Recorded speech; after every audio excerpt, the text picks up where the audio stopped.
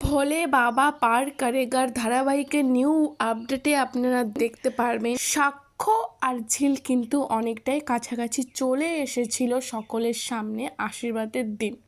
আমরা দেখতে পাচ্ছি ঝিলের শরীর খুবই অসুস্থ, এদিকে সাক্ষ্য কিন্তু বুঝতে পারছে ঝিল ভেতরে ভেতরে দুর্বল রয়েছে, কিন্তু তাদের মধ্যে নীরবের মান অভিমানের পর্ব চলেই যাচ্ছে। অন্যদিকে চৈতি মনে মনে প্রচণ্ড রেগে যাচ্ছে সাক্ষ্যের এমন ব্যবহারে।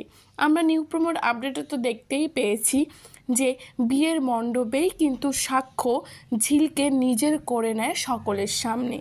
তখন কিন্তু চৈতি বলে ওঠে যে সাক্ষ্য, তুই আমাকে বিয়ের রাতে এভাবে ঠকাতে পারলি।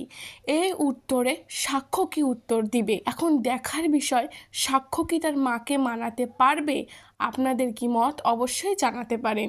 এমনই রোমাঞ্চক আপডেট পাওয়ার জন্য অবশ্যই চ্যানেলটি সাবস্ক্রাইব করবেন।